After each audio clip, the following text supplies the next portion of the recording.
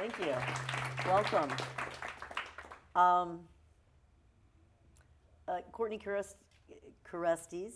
The same day that the Supreme Court overturned Roe v. Wade, Attorney General Davios filed an emergency motion in federal court to dissolve the heartbeat bill, the so-called heartbeat bill injunction.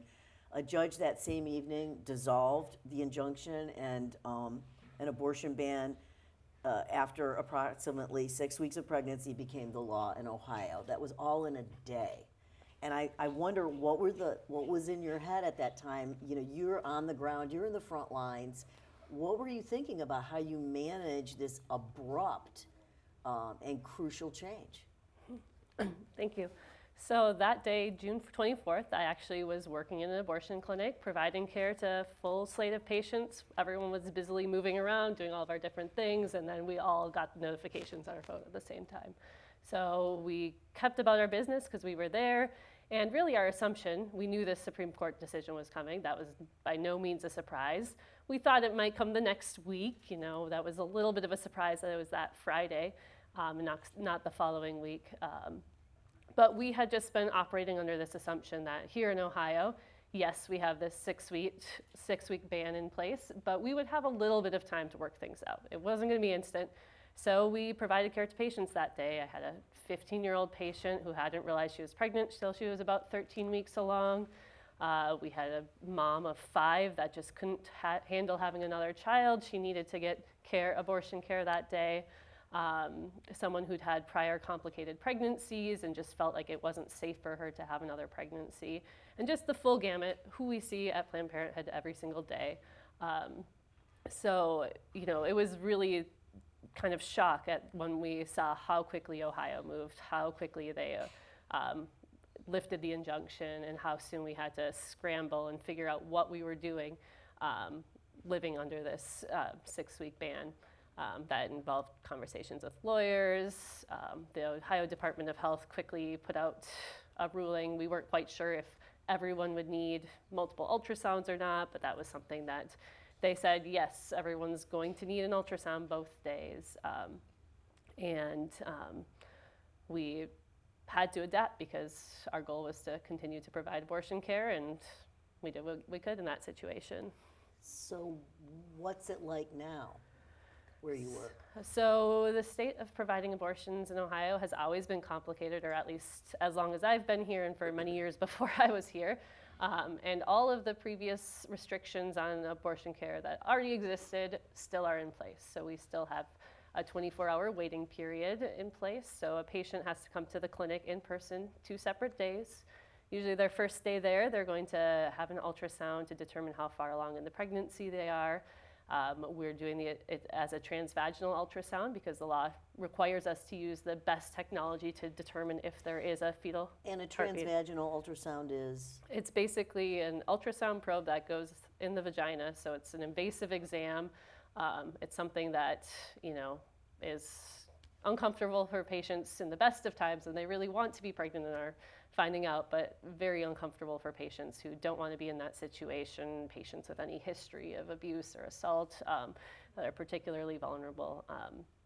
That is something that we are required to do now to determine if a fetal heartbeat is present. And that happens somewhere around 6 weeks in pregnancy. So that is very early in the pregnancy. Medical terminology is weird in many ways. One of them is that we calculate pregnancies from the first day of a period. So you're not actually pregnant until 2 weeks after your period. That would be when conception most likely would occur. 2 weeks after that, you would have your next missed period. So that's maybe the earliest that you could find out that you were pregnant. So we're already 4 weeks gestational age at that point. And if you don't have regular periods, you may not realize that you had a missed period. That's around the same time that like a pregnancy test may come back positive. But with this 6-week ban, patients find out at 4 weeks, and they only have until 6 weeks to figure out that they're pregnant and get to an abortion clinic, find care, pay for it, all of those different steps.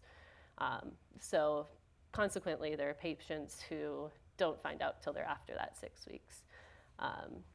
But anyways, back to what the clinics do. So we do that ultrasound. Hopefully they are under 6 weeks and they don't have that fetal cardiac activity present. They go through consent forms that we're required to do by the state of Ohio with some state mandated language on that. And then they have to come back at least 24 hours later, and oftentimes just logistically that ends up being 2 or 3 days later for their second visit. And then they get another transvaginal ultrasound because we also have to confirm right before the abortion is provided that they still don't have fetal cardiac activity. So if that ultrasound still is good, then we are able to provide them with abortion care. So it's all of these different steps, delays the process, prolongs it, and is much more invasive for patients. And we have to follow this because these are the laws they have for us right now. So Mark Spindelman, what about you? This ruling comes down and then, they expedite the Harvey bill enactment, put it into law, put it into action. What are you thinking from a legal standpoint at this point? Well, lots. Let me just say, though, before I just wanted to say thanks to everybody for coming out today. This is the kind of conversation that we're having and that the dean was describing is really both supportive for lots of people and so important to the new era that we're in, to have conversations, to talk across differences and to be with one another and reflecting on what happened. In a way, there was nothing shocking. The opinion that the court ultimately issued in basic form was leaked to the public in a really, really, really unusual way, the details of which we still don't fully understand. And in fact, there were arguments about there being multiple leaks, sort of about voting patterns. So this was a shocking, irregular decision. But from a legal perspective, there are deep, deep rule of law norms about how the Supreme Court is supposed to do its job. Not to make big, sudden moves, to sort of moves. There's a famous expression by Oliver Wendell Holmes describing the common law, but it's apt here, to move from molar to molecular motion, tiny little movements in the development of the law. And what was so striking, both about the leaked opinion and the final opinion, were the great leaps that the court's opinion took, declaring rules that had been established, reaffirmed multiple times, as recently as just a couple of years before, as settled law. Law that so many people in the country, whether they ever themselves might need to avail themselves of the rights that Roe protected or otherwise, really just understood as the freedoms that American women and other pregnant people had and would always have, because despite the earlier challenges, they were reaffirmed.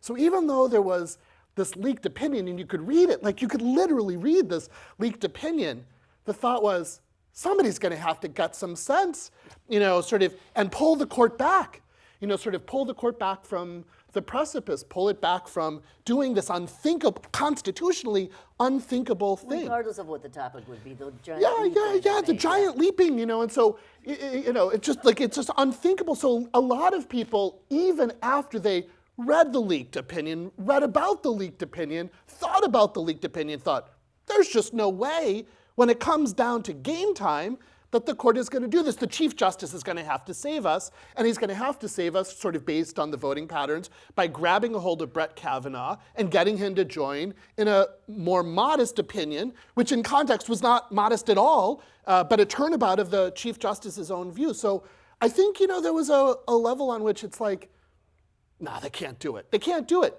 And then they did it, and then I think, did they do it? And then it sinks in. And then it sinks in. And it's still sinking in when the doctor was talking about, transvaginal ultrasounds. I mean, sort of folks here might recall some of the debates about, what's really at stake is here's the state mandating an invasion of people's bodies in this really unusual way. And that just doesn't seem to be consistent with the norms of freedom, the norms of bodily autonomy, the norms of equality that so many people have taken for granted. It's a new era. And even now, weeks and weeks after the decision, much longer than the leaked opinion. I think it's still, I heard somebody recently saying she was only just now getting the feeling in her fingers and toes back. And it struck me both as a truth about what was happening, but also as a recognition of the way in which the decision literally caused people to feel, many people, to be elated, of course, but other people to feel deeply hurled out of their bodies, to lose a sense of their own touch with their embodiment. It's like these decisions really affect us psychically in our bodies, although obviously not everybody the same. And then we've got it playing out in 50 different states, too. It's not just one ruling, it's going to be across 50 states. Yeah. And I'm wondering what you're hearing, Doctor, from your colleagues across the country. You're all in a different kind of a place. Yeah, we're a small network of providers in terms of medical communities in general, and we talk to each other, and you kind of like us in Ohio, we were talking to the people in Texas to be like, what happened, because they were living with a 6-week ban since last September. They had already been in this reality, and we're trying to learn from them what they could do medically, what they could do to help their patients and support them at that time. But now it's like what happened on Texas, but every state is going through that. So there's the people living in supportive states just trying to figure out what they can do to expand the volume, protect patients who come to them, any ways that they can open up their doors and accept whoever needs to come wherever they are for care. And then there's other colleagues, like recently in Tennessee, they just had their total ban enacted a couple weeks ago.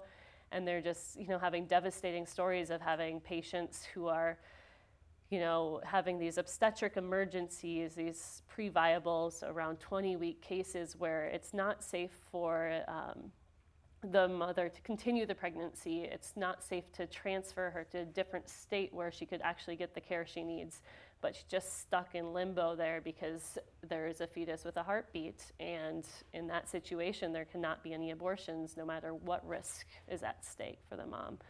So these are just extreme cases, and I know, this could be coming for us in Ohio. Even right now here, we're in these situations. The current 6-week ban does have exceptions for maternal health, or very limited exceptions for maternal health. Basically, you'd have to cause significant permanent bodily harm or maternal death for us to be able to do an abortion. But we get these patients in these very acute situations where it's really life or death. And I hate that in that situation, rather than thinking, what is the best thing for this patient? What do we need to do to take care of them? It's instead, do we get the right paperwork filled out? Is this going to be legal? Can we actually do this? Can we send them somewhere else? Is it safe enough to send them to, Michigan or somewhere that has a more favorable environment? And that's not what I'm trained to do. I mean, I do that all the time, but we want to just be taking care of our patients and what they need, not dealing with all these laws. West Virginia lawmakers today passed a bill to ban nearly all abortions today. Mm-hmm.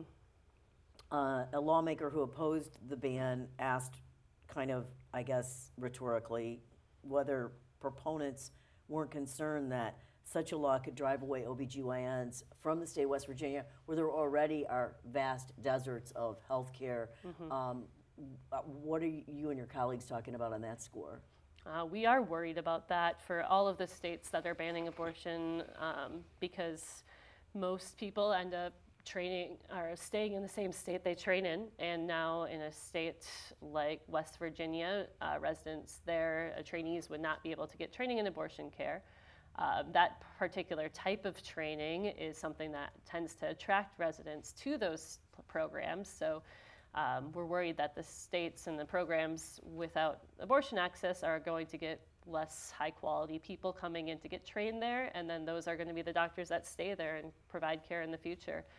So it could really impact, the care of generations of people, because it just trickles down over time, and then you get to the point where no one is trained in those states to provide abortion care, D&E care, take care of these complex situations, and all of the providers are clustered on the coasts or in these blue states.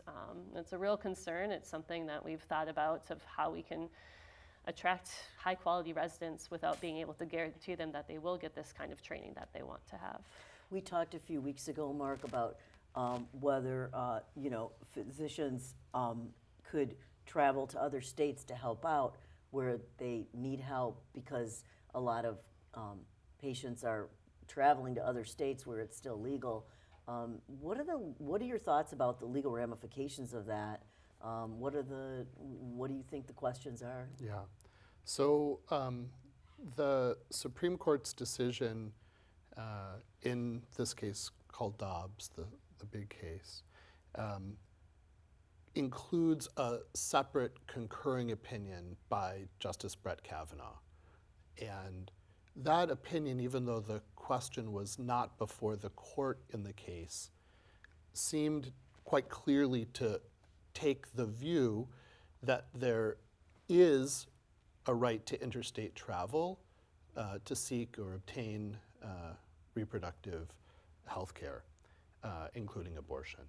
And that notwithstanding the possibility that states might seek to ban the practice within borders, and also the possibility that they might seek to ban travel interstate, the idea is there's a right to protect that protects this decision to travel interstate. Okay. But we'll see what happens if and when the case Well, is that the comes same up. thing for physicians as it is for patients?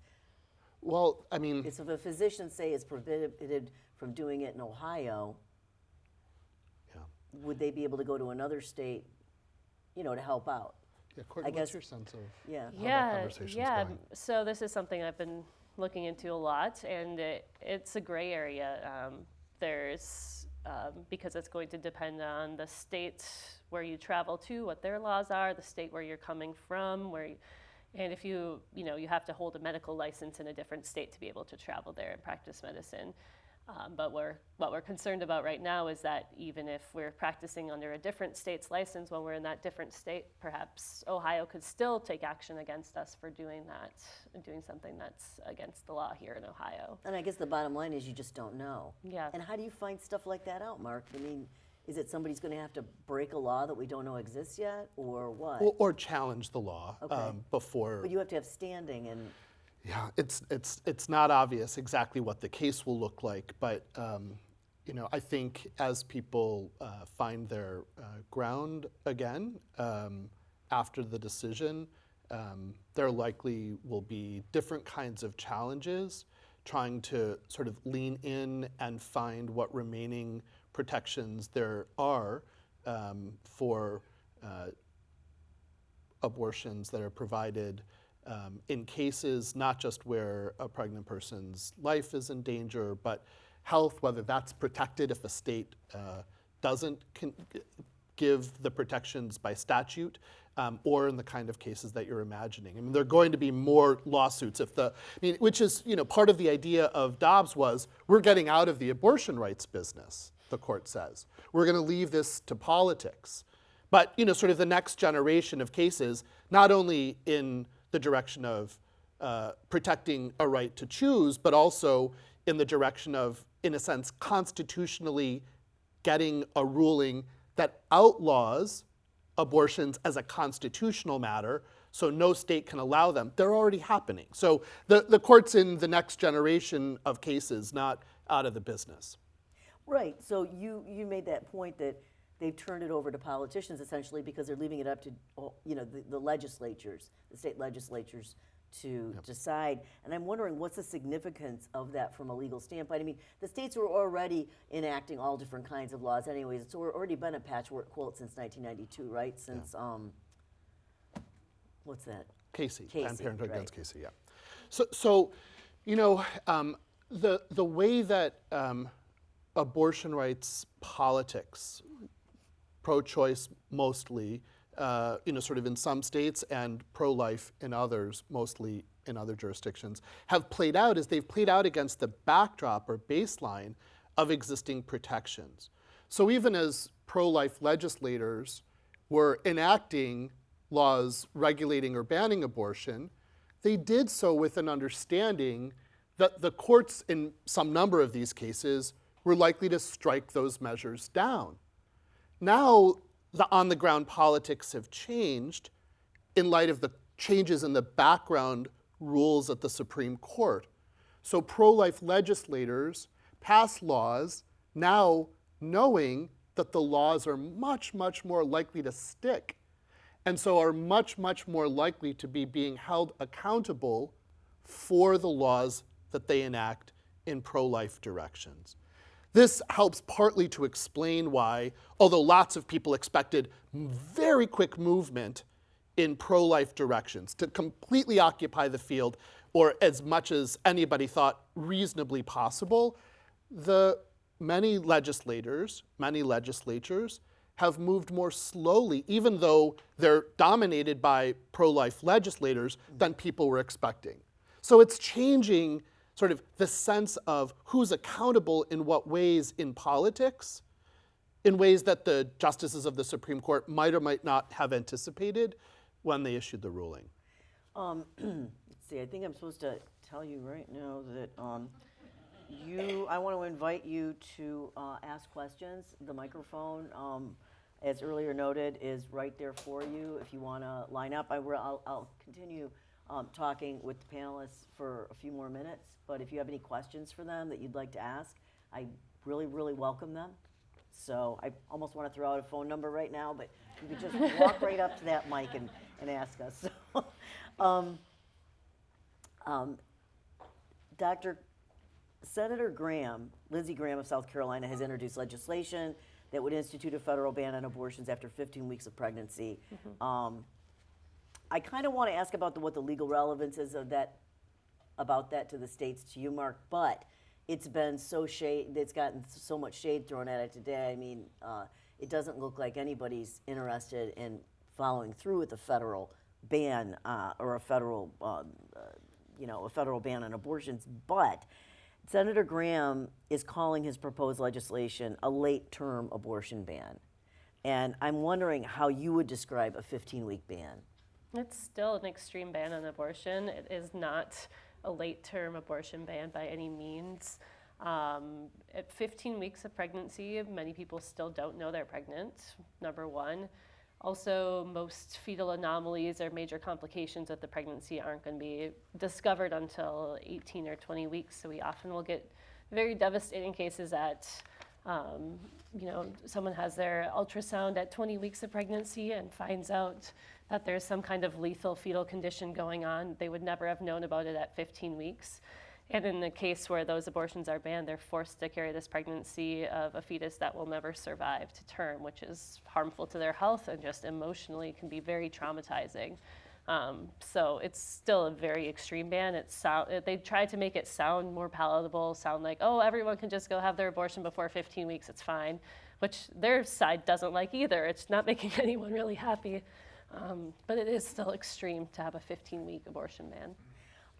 Ohio House Republicans have introduced a bill in the Ohio General Assembly that would ban all abortions in Ohio with the exception of being when the life of the mother is endangered. The text of it's House Bill 704. It requires Ohio to recognize the personhood and protect the constitutional rights of unborn, quote, unborn human individuals from the moment of conception, end quote. The bill doesn't appear to give precedence to the fetus over the pregnant person, and I'm wondering how that works, Mark. I mean, who's on first, who's on second here? I think we're going to find out if and when the measure passes and if and when it's challenged. It's striking, as you were describing it, that there's a life exception, but no health exception, even in cases where there are serious risks to physical, bodily health and function. I mean, it is science, but it's not there's no absolutes, right? When you say that there's threat to the physical well-being, that is along a continuum, right, Doctor? Mm-hmm. Yeah, I mean, it puts us in this situation that we're like, well, is it bad enough now? Can we do it now because they're sick enough? And we want to take care of people before they get that sick. That's the whole point of medicine. We're going to help people out before they get to that very desperate last step. But it makes it really gray for providers, and different hospitals will interpret it differently. Different doctors will interpret these things differently. But it's a whole lot of gray area with those kinds of exceptions. Okay, well, thank you. Let's just turn to the audience questions and Hi, Ann. Can you- She answered she asked Oh. the question, you asked the question, it's Valerie Ashton, hi. oh, hi. Hi, so you asked Okay. the question I was gonna ask, which is awesome. So I Okay. sat back I was saving your spot. That was very kind of you, thank you. My question is, it's about Justice Thomas's concurring opinion in Dobbs and his reasoning, as I understand it, that calls into question a constitutional right to privacy and the rights that flow from there, the right to marry who one chooses, the right to access birth control. And I'm wondering what you think, does that have legs? Is that going to go anywhere? Thanks for the question. So just to make sure everybody sort of understands where the question is coming from, the majority opinion in Dobbs, written by Justice Samuel Alito, takes an approach to constitutional interpretation known as originalism. A little bit more precisely, it's a conservative form of originalism that holds that the Constitution's meaning is determined by the text of the Constitution, and where the text doesn't answer the question by looking to see, in a sense, what people in the public, what's sometimes known as the original public understanding, understood the text effectively to imply. The court's decision says back in 1868, when the 14th Amendment was enacted, the public enacted a constitutional provision, the 14th Amendment, that contained no express provisions about the right to abortion. And that when you look to the original public understanding, there was no original public understanding that a right to abortion was implied by the text of the Constitution, the Constitution's 14th Amendment otherwise. That idea of grounding the meaning of the 14th Amendment in text or original public understanding raises questions exactly along the lines that the question was framing up about other important constitutional rights, including around the decision whether to use contraception, around the decision whether and when to engage in adult consensual intimacies and the privacy of the home, and also deciding whom to marry, at least or in particular, if it's someone of the same sex or gender that you're hoping to marry. So the majority opinion is very clear that its decision, this originalist decision, is a one-way ticket. And it's a one-way ticket only involving abortion rights. The majority opinion goes out of its way over and over again to say, if you're thinking about these other rights, don't worry. Don't worry. They're safe. Abortion is unique because only abortion involves the death of either a potential life or, if you're hold a different view, of the life of the unborn. Only abortion among these other rights involves the ending of an actual or potential human life, the majority opinion says. Justice Thomas writes this sole opinion that says, pay no attention to that. The originalist method that the majority has adopted, that I, Justice Thomas, also agree with, in principle, mows down those other rights and shows the folly, in a sense, of thinking that there's a constitutional right to privacy, which itself is not expressly provided for by the text of the Constitution, but famously found in its shadows, to go back and use some of the language from the old case that recognized it, Griswold against Connecticut. All of those rights, Justice Thomas says, are exactly implicated by the majority's decision.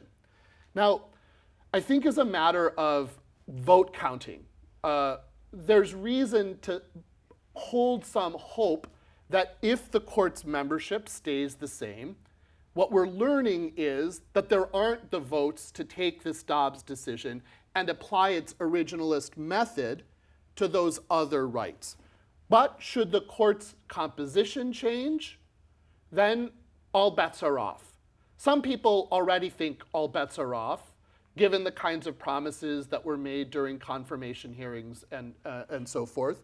But I think that there's at least some reason to not fully, sort of think that Justice Thomas is writing for anybody in the case other than himself, because the justices in the case, if they had wanted to agree with his position, other justices could have agreed with it, and he wrote a lone dissent.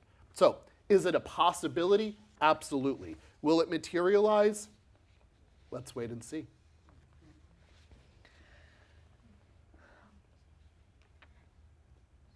Hi, I've got three questions. You could tip the mic down a little bit. Those tiny of us little who thing. are challenged, well, maybe it's I'm not just gonna going to tip leave now. it. Okay, I'll sorry just about talk loud. Okay. So I have three questions, and they're for, well, there's one for everybody, but is there any possible way to find out before someone is 4 weeks pregnant that they're pregnant? Is there any kind of hormonal test? Any way to find out before 4 weeks? Not really. Some pregnancy tests, the most sensitive ones, might get you at 26 days, not 28 days, but that's about the best thing there is. Yeah. The pregnancy hasn't even implanted in the uterus at that point, so it's technically, by some definitions, it's not even a pregnancy till that 4-week point. Then my other question is, with this transvaginal ultrasound, is there, I mean, you're talking about it being very invasive and painful. Is there any way that that ultrasound could cause a miscarriage or damage to the fetus or the pregnant person? No, it's mostly uncomfortable. I wouldn't say painful for most people, and it's within the vagina, not within the uterus, so it's not going to cause any kind of problems for the actual pregnancy itself.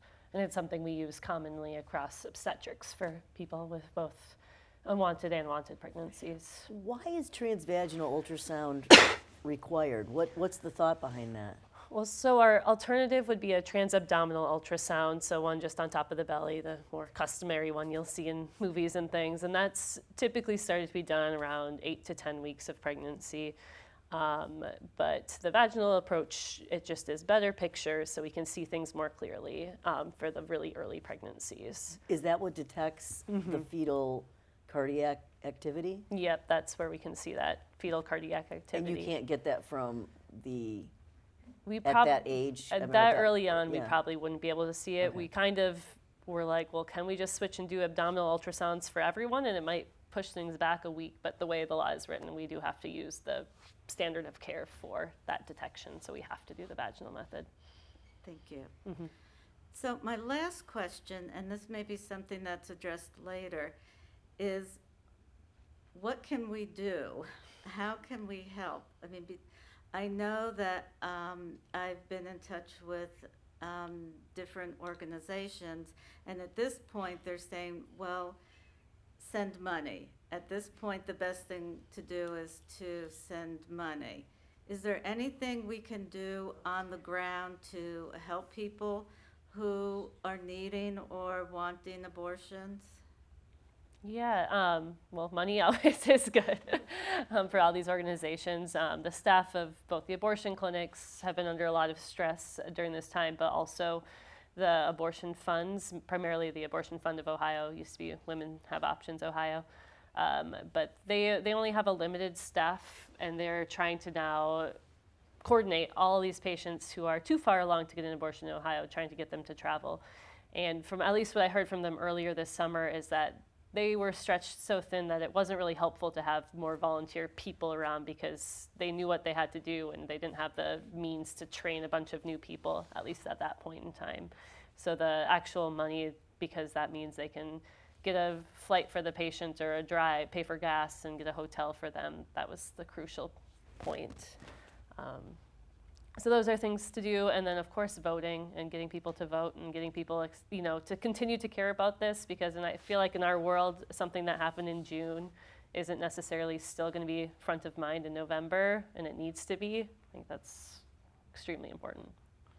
Thank you. I'd add Yeah. to that just a little bit, that there's a line in Justice Alito's opinion that's ostensibly meant as a reassurance to those who supported and who support Roe and Casey and the abortion rights that they protected. And he says, don't worry, returning this matter back to the political process is not the end of the road, because after all, women who are on both sides of or all of the sides of the abortion rights controversy retain political power. And there's a little bit of a sense of what that might actually mean on the ground coming out of Kansas.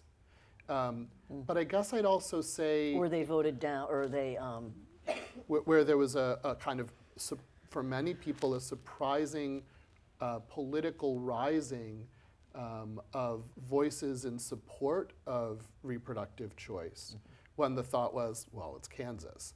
So of course it will go the other way. But I guess I'd also say that even being here and engaging in civic dialogue and conversation and really working to build a new kind of political community beyond just the sort of individual instances or maybe multiply iterative instances of giving and of course engaging in the major civic activity of voting, but building community, in part because so many people who experienced Dobbs really did experience it in the way that that person that I heard experienced it as sort of deeply unnerving and isolating. And the importance of community, I think, is really getting underscored by the decision, particularly in the sort of long new era that we're in. So thank you for showing up and asking the question. Thank you. thank you. Just real quick, I wanted to ask, and please come on up to the mic, but I just wanted to ask, we haven't talked about self-managed abortion and medication abortion. Mark, I mean, can you kind of? That's what I was going to ask. Oh, perfect. That's my talent. Go ahead. So on that note, I'm involved with a repro rights organization, and I'm also in a community of people who care about this issue. And when the decision dropped, a lot of resources were circulated about self-managed abortion and about medication abortion and the availability of medication abortion through platforms like Aid Access and Plan C Pills. And those sort of like the links to the Aid Access website or the Plan C Pills website were just like thrown out on every platform I was in. And people's response to this decision was like, go to this website. But one thing I've been thinking about ever since then was, in terms of the interstate issue and the laws per state, these websites or services where you can access medication abortion online, a lot of times the actual clinic that the medication abortion is coming from is either not in the United States or not in the same state that the patient receiving the care is located in. And so I've been wondering for a long time, and I haven't really been able to find any concrete answer or even like indication from anyone I've talked to about the legality of if you obtain a medication abortion, if a person would obtain a medication abortion from an out-of-state or international clinic and self-manage that abortion in their home state, not in line with the home state's laws. For example, in Ohio, passed fetal heartbeat detection or pulse detection. Could you be criminalized for that? And how would they know? How would they know? Because that's the thing. Like, they can't tell if you're accessing.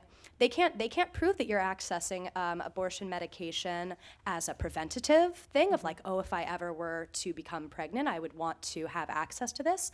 They can't tell if it's within the 6-week limit. Well, I guess in Texas, someone could tell on you. I mean, but yeah. Yeah. So I guess that's a question for the medical side, and then question for the legal side is like, how seriously and how how robustly should we be monitoring our digital footprint and use of any form of communication or electronic media, or how we access the websites, for example. Like, how seriously should we be securing ourselves digitally in terms of accessing care online? Great question.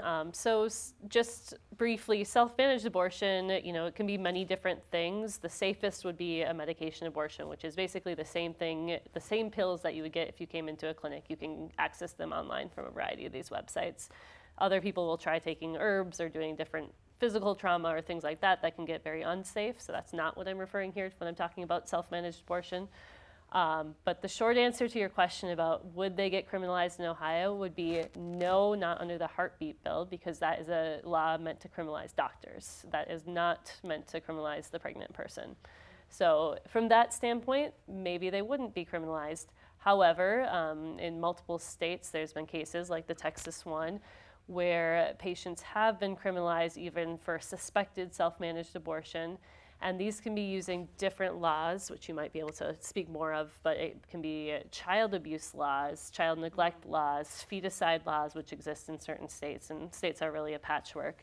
But the cases where it has been prosecuted tend to be cases where the patient was further along in the pregnancy, so there was an actual fetus that was delivered, not the very early medication abortion where it's mostly bleeding into a toilet and there is no evidence that anything happened.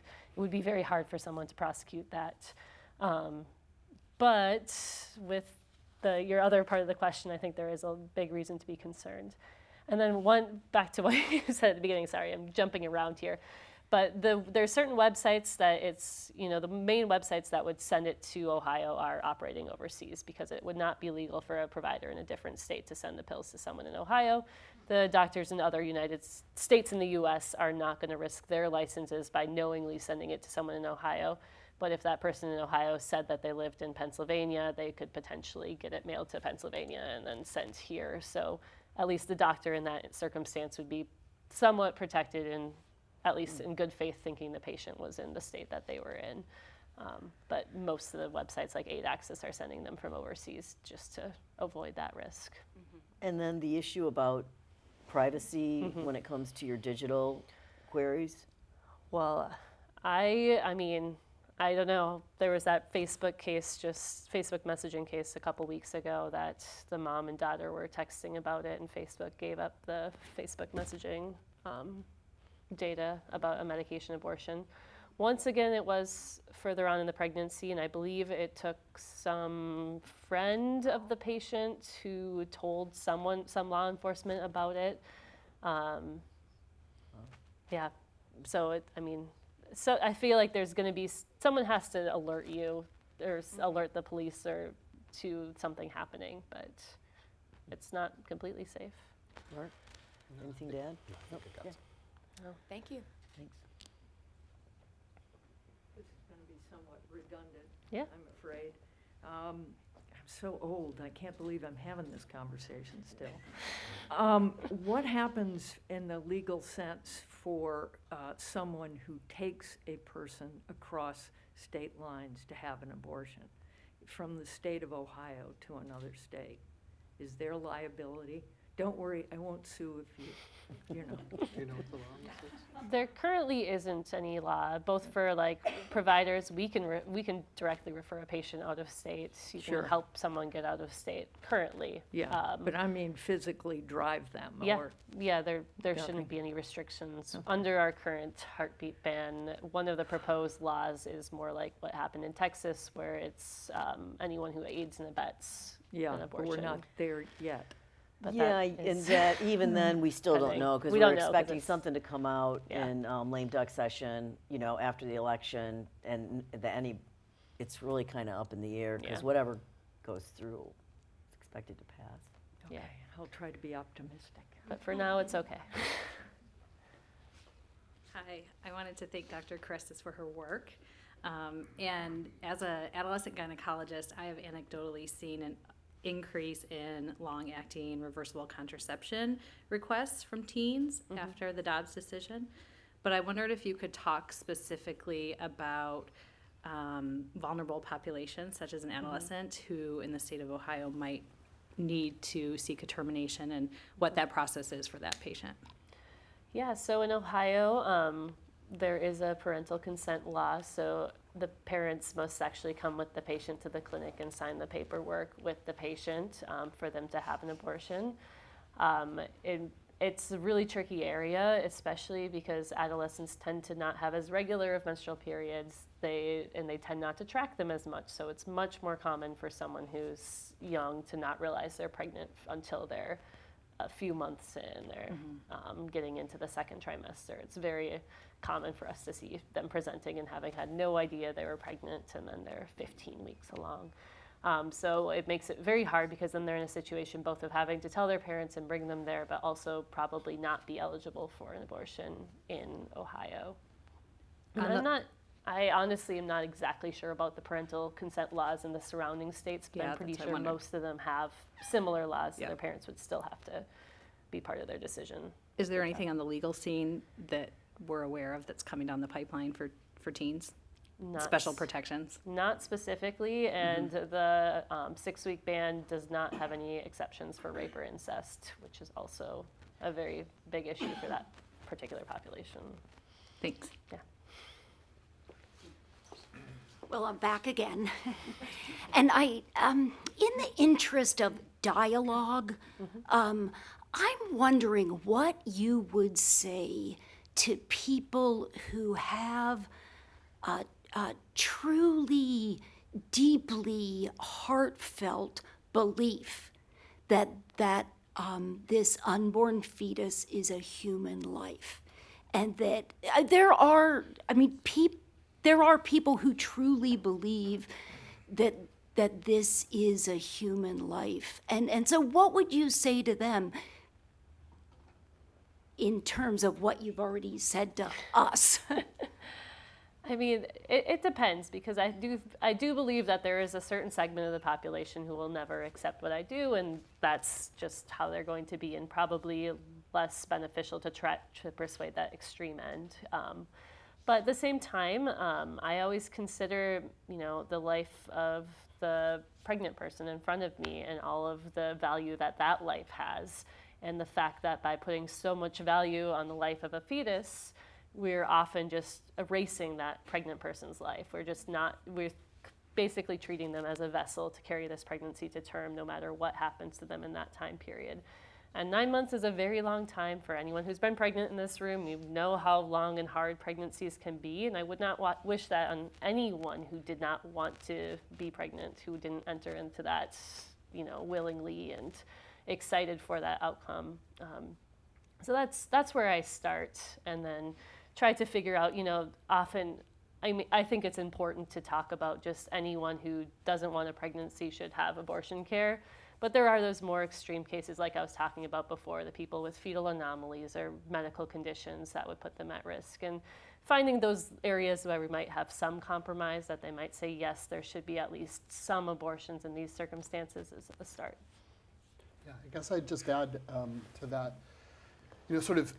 partly because of the way that the Supreme Court really, for so many decades, was at the center of the national dialogue around reproductive rights, that there's a way in which the broader community, us, have not really had to have the conversations that in the aftermath of Dobbs are necessary in order to see what possibilities there may yet be for political compromise, a kind of moderate position where everybody is unhappy, but everybody is happily engaged in a sense, in politics and in the conversation, and feel like the law reflects their views and values, if not as much as they might like, as much as is realistically possible for